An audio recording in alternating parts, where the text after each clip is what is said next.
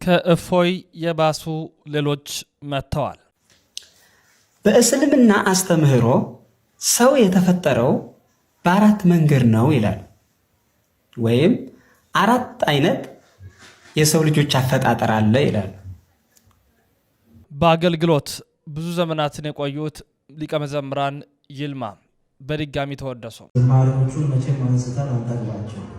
መጽሐፍ ቅዱስን ሁሉም አንብቦ መረዳት ይችላል። መጽሐፍ ቅዱስን ሁሉም ሰው አንብቦ መረዳት ይችላል። ወይም ደግሞ መጽሐፍ ቅዱስ ውስጥ ያለውን የእግዚአብሔርን ሐሳብ ሁሉም ሰው ሊያገኘው ይችላል። በጾም ጊዜ ንስሐ መግባት አይቻልም። በጾም ወቅት ንስሐ መግባት አይቻልም የሚል የተሳሳተ ሐሳብ በምዕመናን መንፈሳዊ ሕይወት ላይ አሉታዊ ተጽዕኖ እንደሚያሳድር ተጠቆመ። የታሰርኩበት ጉዳይ በእፎይ ምክንያት ነው። ወንድማችን ተመስገን ካሁኑ ሐሳብ ጋር በተያያዘ ብዙ የሰሯቸው ቪዲዮዎች አሉ። እኔም እፎይ ነኝ የሚል የሰሯቸው ቪዲዮዎች አሉ። ሁኔታዎችንም ታውቁታላችሁና እንደፈለጉ ጠምዝዘው እንዳያዞሩት ያለኝ አማራጭ አካውንቴን ዲአክቲቬት ማድረግ ነው።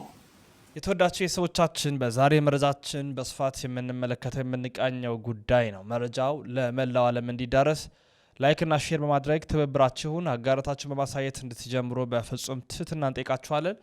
በቀጥታ እንግዲህ ወደ መረጃችን ነው የማመራው።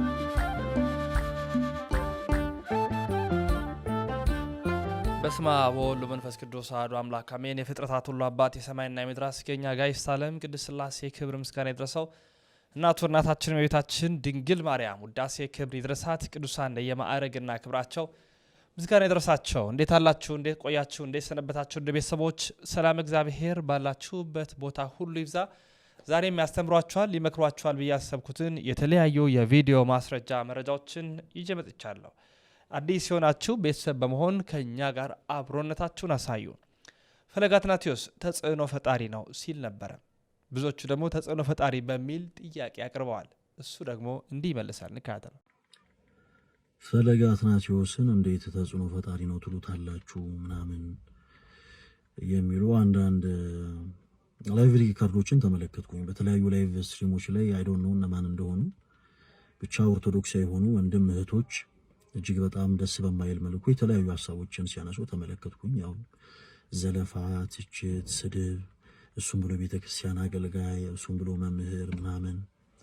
ኤኒዌይስ ብቻ ዛሬ የመጨረሻ ቀለው ላይቭ ስትሪም ገባበት ብዙ ከወረድኩኝ በኋላ ያሰብኩት ነገር ምንድነው ላይቭ ስትሪም ላይ ሆኜ ሳገለግል ብዙዎች በዚህ ልክ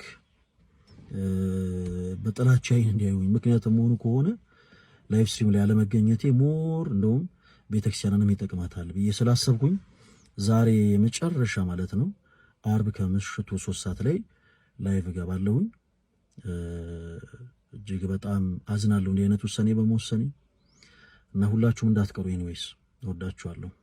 ወደ ቀጣይ መረጃችን እናምራ። በጾም ወቅት ንስሐ መግባት ይፈቀዳልን? በጾም ወቅት ንስሐ መግባት አይቻልም የሚል የተሳሳተ ሐሳብ በምዕመናን መንፈሳዊ ሕይወት ላይ አሉታዊ ተጽዕኖ እንደሚያሳድር ተጠቆመ።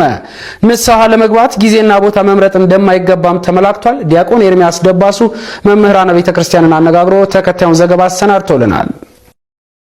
ንስሐ ትእዛዝ ነው። የእግዚአብሔርን ትእዛዝ ለመፈጸም ደግሞ ጊዜ አይገደበውም። ምን ጊዜም ነው። ልቦና በነቃ አእምሮ በተሰበሰበ ጊዜ ሁሉ የእግዚአብሔር ትእዛዝ። ምክንያቱም ሕግ ተላላፊዎች ሆይ ንስሐ ግቡ ይላል ኢሳይያስ ምዕራፍ 46። በዚህ ጊዜ በዚህኛው ወቅት በዚህኛው ሳምንት በዚህኛው ዕለት አይልም። ለዕለታት የተመደቡ ነገሮች አሉ። ለንስሐ ግን ዕለትና ወቅት አልተመደበለትም። ወደ እግዚአብሔር ለመመለስ ንስሐ ለመግባት የተለየ የተወሰነ ጊዜ የለውም። በየትኛውም ሰዓት በየትኛውም ሁኔታ ንስሐ መግባት ይቻላል። እውነት ነው። አንዳንድ አባቶችም ከምዕመናንም በጾም ወቅት ንስሐ አይሰጥም የሚል ብዙ ያልበሰለ አንዳንድ ሐሳብ አለ። ምንድነው? ከሁለት ነገር ነው ይህን ሐሳብ የሚያነሱት። አንደኛው ጾም ራሱ ቀኖና ስለሆነ ራሱን የቻለ የጾም ሰዓት የስግደት ሰዓት ስለሆነ ተጨማሪ ቀኖና እንዴት ይሆናል ከሚል ሐሳቤ ነው።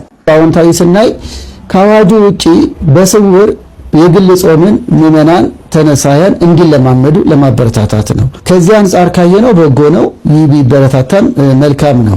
ይህ ማለት ግን በአዋጅ አጽዋማት ንስሐ የለም ቀኖና የለም ማለት ግን አይደለም። ጭራሹኑ ይህንንም ግንዛቤ ሳያስተውሉ በአጽዋማት ጊዜ ጭራሽ ንስሐ አልሰጥም ማለት ደግሞ ይሄ ጭራሽ እንደሚያስጠይቃል። ቃል እግዚአብሔር ማስተማራችን ፍጻሜው ለምንድን ነው? ለንስሐና ለሥጋው ደግሞ እኮ ነው። ስለዚህ ንስሐ ስጦኝ፣ ቀኖና ስጦኝ፣ ኃጢአቴ በዝቷል ያለውን ሰው አይ አብይ ጾም ካለ መቼ ልንሰጠው ነው? በዓለ ሃምሳ መጣ፣ ከዛ ጾመ ሐዋርያት መጣ፣ መቼ ልንሰጠው ነው? ይሄ ሰው እስከ ሐምሌ ለመቆየቱ ዋስትናችን ምንድን ነው? አይደለም 3 እና 4 ወር አይደለም 2 እና 3 ሰዓት ለመኖር ዋስትናችን ምንድን ነው? ምን ጊዜ ወደ እግዚአብሔር እንደምንሄድ አናውቀውም። ድለዋን ይክሙ ነበሩ ነው። ስለዚህ ተዘጋጅቼ ልጠብቅ፣ መሞቼን አላቅም፣ ኃጢአቴን አውርጄ ሸክሜን አቅልል ልጠብቅ ካለ ከአጽዋማት ውጭ ቢሆን መልካም ነው። አጽዋማቱን ውስጥ ቢሆን ደግሞ ፍቃዱን ሐሳቡን መፈጸም ይገባል። እንግዲህ ብዙዎቻችን ጥያቄ ነው። ጾም ሲገባ አንዳንዶቻችን ከቤተ ክርስቲያን አስተምሮ ውጭ የሆኑ ነገሮችን ይዘን እንመጣለን እና ንስሐ ጾም ከገባ እኮ ንስሐ አይፈቀድም እንላለን እና ላለመግባት ማለት ነው። ከዛ ውጭ አንገባም።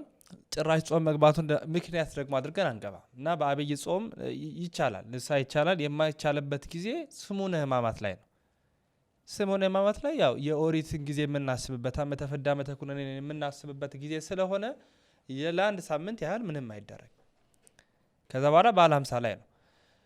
ከዛ ውጭ ግን ባለው ንስሐ እንድንገባ ቤተ ክርስቲያን ታስተምርናለች እና ምክንያታዊ አንሆን። ጥያቄ ፈጥሮብን ከሆነ አግባብነት አለው። ጥያቄው በበጎ መመለስ አለበት፣ አባታችንም እንደመለሱት።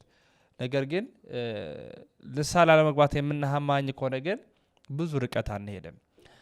በፕሮቴስታንት ቤተ እምነት ሁሉም ሰው መጽሐፍ ቅዱስን አንብቦ መረዳት ይችላል። ስለዚህ ማንኛውም ሰው መጽሐፍን ተነስቶ ማንበብ ይችላል የሚል እሳቤ በየራሳቸው መተርጎም እንደሚችሉ ይነገራል።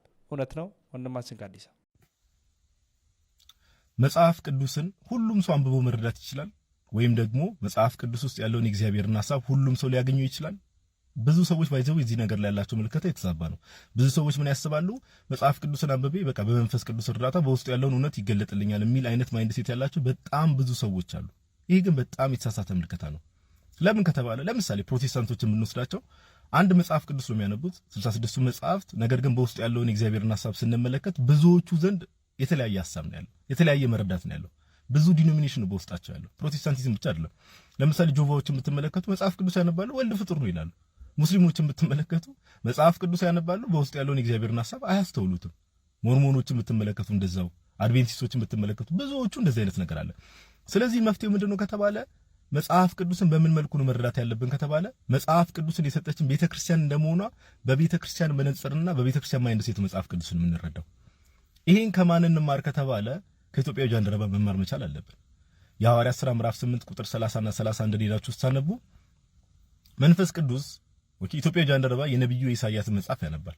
መንፈስ ቅዱስ ፊልጶስን ይልክለታል። ፊልጶስን ይልክለታል። ፊልጶስ ሄደና ምን አለው? ኢትዮጵያዊ ጃንደረባ የምታነበውን ታስተውላለህን ብሎ ይጠይቋል። ኢትዮጵያዊ ጃንደረባ በጣም ወሳኝ መልስ ነው የመለሰው። ምን አለ? የሚመራኝ ሳይኖር እንዴት ይቻላል? ይሄ የሁሉም ሰው ማይንድ ሴት ነው ሊኖር የሚገባው። ሊሆን የሚገባው ሰዎች መጽሐፍ ቅዱስን ሲያነቡ የምታነቡትን ታስተውላላችሁ ሲባሉ የሚያስተምረኝ የሚሰብከኝ የሚመራኝ ሳይኖር እንዴት ይቻላል ብሎ እንደ ኢትዮጵያ ጃንደረባ ነው መመለስ ያለባቸው። ከዛ ፊልጶስ እንደሰበከለት ያሳያል። ለዛ ነው ሐዋርያው ቅዱስ ጳውሎስ ምን ይላል? ሮሜ መልእክቱ ምዕራፍ 10 ወደ ሮሜ ሰዎች መልእክቱ ምዕራፍ 10 ላይ ሄዳችሁ ስትመለከቱ ከቁጥር 14 ጀምራችሁ ስታነቡት ያለ ሰባኪስ እንዴት ይሰማሉ? ያለ ሰባኪስ እንዴት ይሰማሉ? ካልተላኩስ እንዴት ይሰብካሉ ሰባኪዎች ይላል። ስለዚህ ይህንን እግዚአብሔር ቃል ይህንን እግዚአብሔርን ሐሳብ ደግሞ የሚያስተምሩ ሰዎች ምን መላክ አለባቸው? ከትክክለኛው ቤተክርስቲያን መላክ አለባቸው።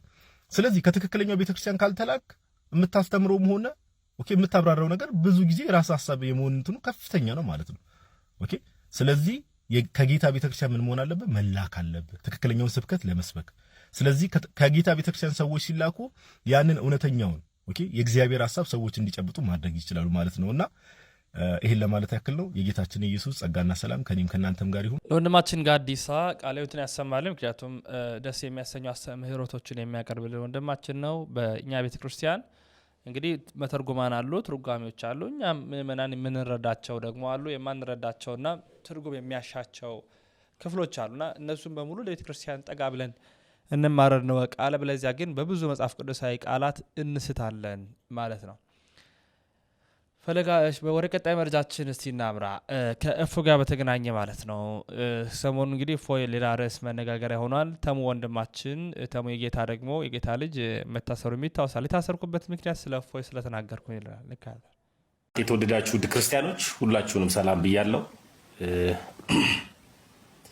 ቃል የለኝም እውነት ከልብ ነው ማመሰግነው ሁላችሁንም ክርስቲያኖች። እኔ ኢንተርቪ መጀመሪያ አድርጌ ነበር ዩቲዩብ ላይ እና ካስታወሳችሁ ቤተሰብ የለኝም ኦልሞስት ደስተኛ አይደለም ብዬ ተናግሬ ነበርና በያዝኩት ሃይማኖት እና ፋሚሊ ሲርቀኝ ትክክለኛ ቤተሰብ እንዳለኝ እግዚአብሔር ሊያስተምረኝ ነውና ማመስገኛ እንዳለኝ እናንተን አይቻለሁ። ሁላችሁንም በጣም ነው መወዳችሁ።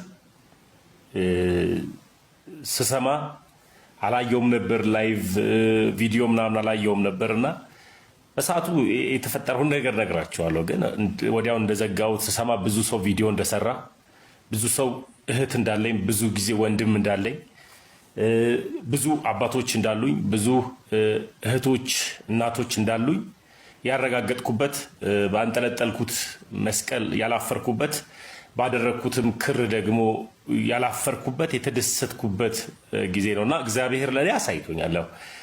እናንተ ቤተሰቤ እንደሆናችሁ እና በብዙ ቤተሰብ እንደተከበብኩኝ አይቻለሁ። ነገር ቢሳካም ባይሳካም በሸለቆ ውስጥም በደስታ ውስጥም እግዚአብሔር መልካም ነው እና ሰይጣንን ለማበሳጨት አንድ ነገር ብቻ ነው የሚያስፈልገው። በነገር ሁሉ ማጉረምረም ሳይሆን በነገር ሁሉ እግዚአብሔርን ማመስገን ነውና ሁኔታው እያለ ሸለቆ እያለ የሆነ ቋጥኝ ውስጥ ስትገቡ እግዚአብሔር ይመስገን ሁሉ ደህና ሁሉ ሰላም ነው ማለት ሰይጣንን እንደሚያበሳጨው አይቻለሁ። ቅዳሜ ዕለት ማታ ልደትዬ ቤት ነበርኩኝ። ሁላችሁም አይታችኋል። እና ወደ ገዳም እንደሚሄድ ለአንዳንድ ሰዎች ተናግሬ ያለው እንደዚህ ገዳም ሊሄድ ነው እና አንዳንድ እህቶችም እንደዚሁ ከገዳሙ አቅራቢያ ስለነበረ አረብ ሀገርም ያሉ አንዲት እህት ገንዘብ አስገባልኝም ብላኝ ነበርና ብር ልካልኝ ነበር። ያንንም ብር አስገባልሻለሁ ገዳም ምናምን ብዬ እንደተለመደው 2-3 የተለያዩ ገዳማቶች ሄጄ አይቻለሁ እና የእሷንም ብር ላስገባ በዛውም ደግሞ እኔ በረከቱንም ለመካፈል አዲስ ክርስቲያን አይደለም አዲስ ክርስቲያን ሄጄ ተደስቼ የመጣሁባቸው ገዳማቶች ብዙ ቤተክርስቲያንም ሲሄድ እንደዚሁ ተደስቼ ነው የምመጣውና ያቺ እህት በውስጥ ብር ማስገባልኝ ብላኝ እንደዚሁ በጽሁፍ ነው ያወቅኳት። እንደዚሁ ቲክታክ ላይ ነው ያወቀችኝና እግዚአብሔርን የምትፈራ ልጅ መሆኗን ስላወቅኩኝ በቃ ያንንም ገንዘብ ላስገባም ነበር እየሄድኩ የነበረው። በአጋጣሚ ግን ሲሄድ እኔም በቃ የጾም ወቅትም ስለሆነ ገዳም ከሄድኩኝ እስከዛሬ ድረስ ያላደረግኩትን ላደርግ ነበረ።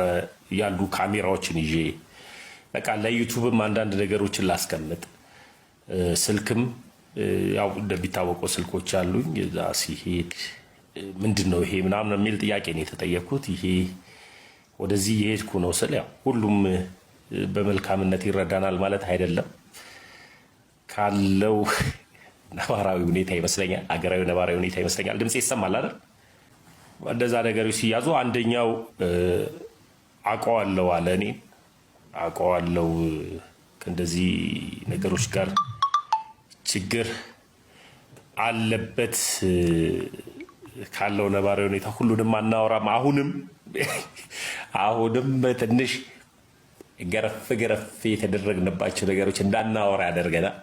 ትረዱኛላችሁ፣ የተወደዳችሁ ሁላችሁ ትረዱኛላችሁና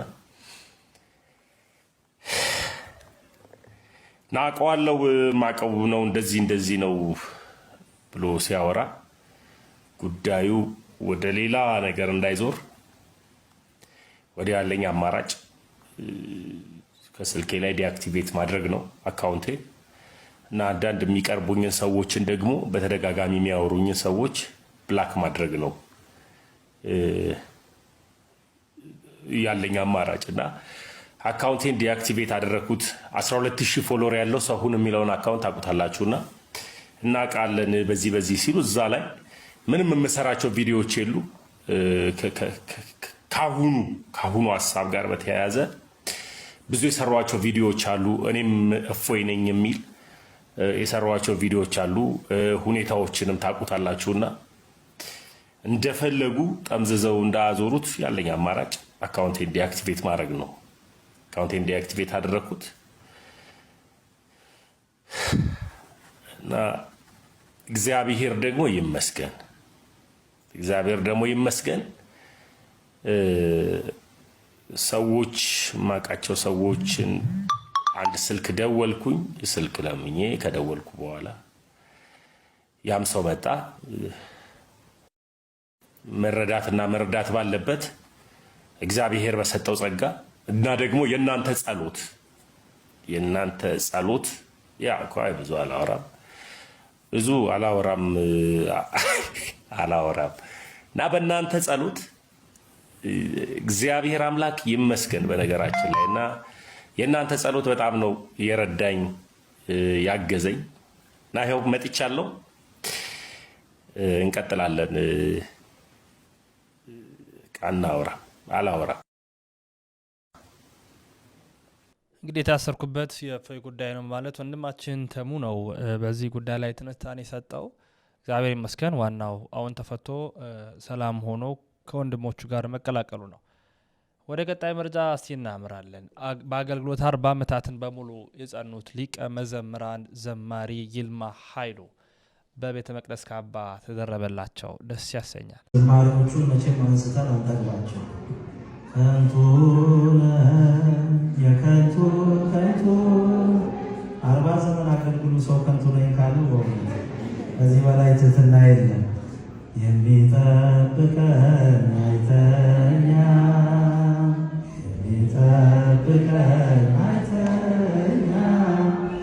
አያንቀላፋ ልዩ ነው።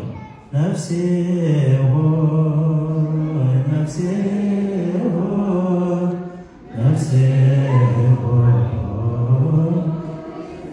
ስንቱን እናነሳዋለን። ረጅም ዕድሜና የተሟላ ጤንነት ያድርግልን። የተባረከች ባለቤት አለችው፣ ሂሩት ትባላለች። ልጆቹ ቡሩካን ናቸው። ልጆቹን ይባርክለት፣ ፍጻሜያቸው ይመር። 40 ዓመታትን በሙሉ ስለ ዘማሪ ሊቀ መዘምራን ይልማ ኃይሉ እስኪ እናንተ የበኩላችሁን ደስ ያላችሁን ማለት የምትፈልጉትን ጻፉልኝ። እኔ እንግዲህ ምንም ቃል የለኝም። በጣም ነው መወዳቸው። 40 ዓመታትን ላካ በዘማሪ አገልግሏል። 40 ዓመት ሙሉ በኢትዮጵያ ኦርቶዶክስ ተዋሕዶ ቤተክርስቲያን ለዛውን ስርዓቱን በጠበቀ መልኩ ዛሬም ድረስ የሚደመጥ መዝሙራትን ደግሞ ሰዓሊም ናቸው፣ ዘማሪ ናቸው፣ በገና ደርዳሪ ናቸው። ሁሉን መሰንቆም ይገዘግዛሉ። ምን አለፋችሁ ብቻ እግዚአብሔር የሰጣቸውን ጸጋ በሙሉ ለቤተ ክርስቲያን ያዋሉ ታላቅ ዘማሪ ናቸውና ስለ ሊቀ መዘምራን ይልማ እናንተ ደግሞ የምትሹትን ማለት የምትፈልጉትን ማለት ትችላላችሁ። ሌላኛው እፎይ መጣ የሚሉ በርካቶች ተነስተዋል። እስቲ እንመልከት። በእስልምና አስተምህሮ ሰው የተፈጠረው በ4 መንገድ ነው ይላል። ወይም 4 አይነት የሰው ልጆች አፈጣጠር አለ ይላል። ይህንን ተወውና ቁርአኑ ስለ ሰው ልጆች አፈጣጠር ምን ይላል? በቁርአኑ አመለካከት ወይም ማስተያየት የሰው ልጅ የተፈጠረው በ3 መንገድ ነው። አንደኛ በሱራ 23:12 ላይ ሰውንም በእርግጥ ከነጠረ ጭቃ ፈጠር ነው ይላል። ሰውንም በእርግጥ ከነጠረ ጭቃ ፈጠር ነው። አንደኛ ይሄ ነው። የሰው ልጅ የተፈጠረው ከነጠረ ጭቃ ነው ማለት ነው። ሁለተኛ በሱራ 15:26 ላይ ደግሞ ሰውን ከሚቅጨለጨል ሸክላ ከሚገማ ጥቁር ጭቃ ፈጠር ነው ይላል። ሁለተኛ ከሚቅጨለጨል ሸክላ ከሚገማ ጥቁር ጭቃ ፈጠር ነው ይላል። ሶስተኛ ሰውን እንደ ሸክላ ከሚቅጨለጨል ደረቅ ጭቃ ፈጠር ነው ይላል በሱራ 55:14 ላይ። ሶስተኛ ሰውን እንደ ሸክላ ከሚቅጨለጨል ደረቅ ጭቃ ፈጠር። ልብ በሉ፣ 3 አይነት መንገዶች አሉ። እንዲያውም ሰውን ከረጋ ደም ፈጠር ነው የሚለውን በሱራ 96 ላይ ያለውን ትተን ማለት ነው። ይሄን ቁርአኑ በእርግጥ እየተናገረ በእርግጥም እያለ የእስልምና መምህራን ደግሞ ይሄ ለሰው ልጆች በአጠቃላይ አይመለከትም፣ የሚመለከተው አዳምን ብቻ ነው ብለው ያብራራሉ። እሺ አዳምስ እንዴት ነው ያፈጣጠሩ ሂደቱ እንዴት ነው ብላችሁ ስትጠይቋቸው አንደኛ አፈር የሚለውን ያዙ፣ አፈር አለ። ሁለተኛ ጥቁር ሚል አለ፣ ጥቁር ሚለው ያዙ። ሶስተኛ የሚገማ ሚል አለ፣ የሚገማ ሚለውን ያዙ፣ አድምጡ።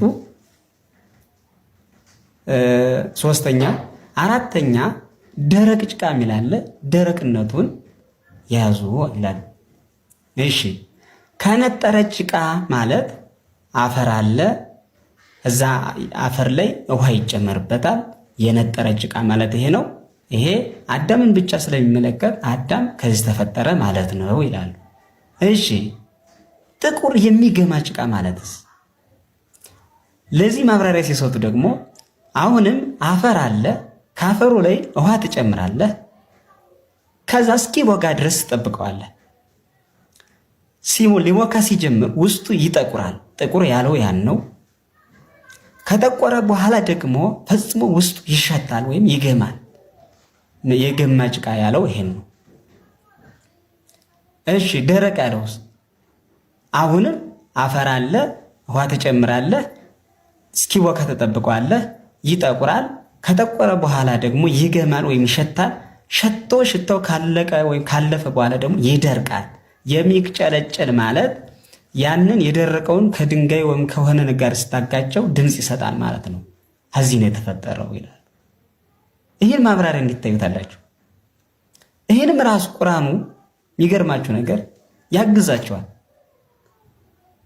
ማለት ይህ አይነት ሂደት እንዳለው ሲናገር በሱራ 90:4 ላይ በእርግጥም ወይም ሰውን ሁሉ በእርግጥም ይላል በልፋት ሆኖ ፈጠር ነው።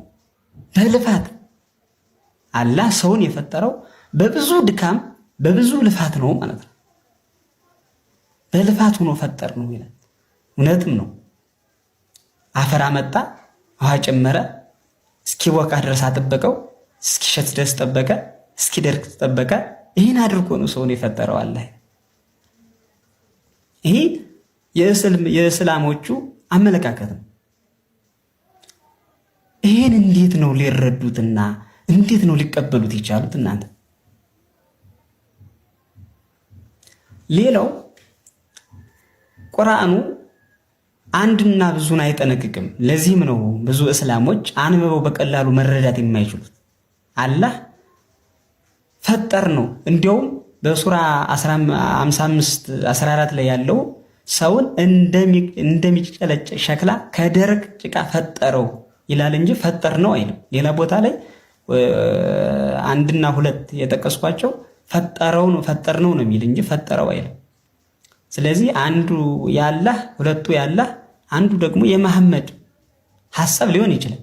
ምክንያቱም በአንድ ቦታ ፈጠረው ይላል፣ በአንድ ቦታ ደግሞ ፈጠር ነው ይላል እና አንድና ብዙን ደግሞ አይጠነቅቅም። እንዳለ ማለት ሩቅና ቅርብ አይጠነቅቅም፣ አንድና ብዙ አይጠነቅቅም፣ ጸያፍንም ደግሞ አይገድፍም።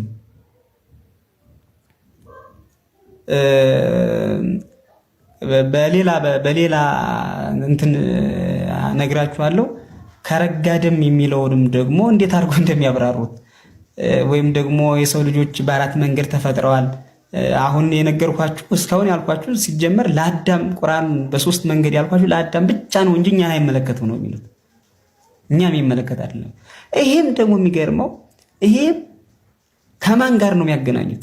አዳም እንደዚህ ሆኖም ተፈጥሮ የክርስቶስ ቢጤ ነው ወይም የኢሳ ቢጤ ነው ይላሉ። ኢሳ የእግዚአብሔር የባህሪ ልጅ ነው ስለሚሉ ክርስቲያኖች የእግዚአብሔር ልጅ አይደለም ለማለት አደም የኢሳ ቢጤ ነው ብሎ ቁርአኑ ዋሽቷቸዋል። እንዴት ነው ኢሳ ከአደም ጋር የሚመሳሰለው ብትሏቸው ያለ ወንድ ወይም ደግሞ ያለ አባት ያለ እናት ስለተወለደ ነው የሚሏቸው። እንዲያው አይምሮ ላለው ሰው ግን ዝም ብሎ እንኳን በቀላሉ ዝም ብላችሁ ብትነግሩት እንዲያው የኢየሱስ ክርስቶስን አምላክነት የሚለውን እንኳን ትተን ኢየሱስ የተወለደው ከድንግል ነው እንጂ እንደ አዳም ካፈር አይደለም የተገኘው። የኢየሱስ በድንግልና መወለድ ትርጉሙ ምን እንደሆነም አይነግሯቸው። በእስልምና ሃይማኖት ቁርአን ውስጥ የተጻፈው ኢሳ በእውነት ክርስቲያኖች የሚያመልኩት የዓለማት ሁሉ ፈጣሪ ኢየሱስ ከሆነ ቁርአኑ እስላሞችን ቢያንስ በሶስት መንገድ በድሏቸዋል ማለት ነው። አንደኛ ቁርአን ከሰማይ የወረደ የአላህ ቃል ነው በማለት ቁርአኑ በውስጡ የያዛቸው ቃላቶች ወይም ቃላት ተጠያቂነት እንዳይኖራቸው ኃላፊነት ወሳጅ አካልም እንዳይኖር መረጃ በማጥፋት ፈጽሞ በድሏቸዋል። ይህንንም ይህ ቃል ወይም ይህ መጽሐፍ የአላህ ስለመሆኑ ምንም ጥርጥር የለበትም በማለት ሰዎች በደፈነው እንዲቀበሉ እንጂ ተመራምረው አጥንተው መረጃ ሰብስበው አምነው እንዳይከተሉ አስቀድሞ ዘግቷል። አላህ መቼም እሺ አይሳሳትም እንበል። ይህ መጽሐፍ የአላህ ቃል ስለመሆኑ ጥርጥር የለበትም ብሎ የተናገረው አካል ግን ሰው ነውና ይሳሳታል። ሁለተኛ ስለ ኢሳ ወይም ስለ ኢየሱስ ዜና ልደት ስለ ልደቱ ወይም ስለ መወለዱ የተናገረው ንግግር ወይም ቁርአኑ የጻፈው ሐሳብ ትክክል ባለመሆኑ እስላሞቹ እውነተኛ አምላካቸውን እንዳያውቁ በእምነት አዘግይቷቸዋል። በዚህም ሁለተኛ በደል በድሏቸዋል። ሶስተኛና ዋነኛው ደግሞ ቁርአኑ የኢየሱስ ክርስቶስን ፈጣሪነት ፈጽሞ ስለሚክድ በኢየሱስ ክርስቶስ ስቅለት፣ ሞትና ትንሣኤ እስላሞች ተሳታፊ እንዳይሆኑና ለመንግስተ ሰማያት እንዳይታጩ ወይም የመንግስተ ሰማያት ተስፋ እንዳይኖራቸው ለመንግስተ ሰማያት እንዳይዘጋጁ አስቀድሞ በሩን ዘግቶባቸዋል። ብዙ እስላሞች ቀጥተኛ ሃይማኖት እስላም ነው ብሎ ቢናገሩ ወይም ቀጥተኛው መንገድ እስላም ነው ብሎ ቢናገሩ ራሳቸው ግን በእስልምና ውስጥ ያሉ ሰዎች መልሰው እስካሁንም ድረስ ቀጥተኛውን መንገድ ምራን እያሉ ይገኛሉ። ስለዚህ ቁርአኑ ስለ ኢሳ የተናገረው ንግግር ፈጽሞ ስህተት መሆኑን በብዙ መንገድ ማረጋገጥ እንችላለን። ቀጣዩን በቀጣይ መረጃ ይዤ እመጣለሁ ማለት ነው። የእስልምና እምነት ተከታዮች በእፎይ የንጽጽር ትምህርት ለምን አዘኑ? አንዳንድ የእስልምና ሃይማኖት መምህራን የሚሉ ሰዎች በእፎይ የንጽጽር ትምህርት ላይ የተወዳጁ ሰዎቻችን የዛሬ ቪዲዮ መረጃ ማስረጃዎቻችን ይህን ይመስላሉ። መረጃው ለመላው ዓለም እንዲዳረስ ላይክ እና ሼር ማድረግ ትብብር አጋርነታችሁን ታሳዩን ዘንድ ጠየቅናቸውም። ተሰነባበትን። ክብር ምስጋና ይሁን ለአብ፣ ክብር ምስጋና ይሁን ለወልድ፣ ክብር ምስጋና ይሁን ለመንፈስ ቅዱስ አንድ አምላክ አሜን።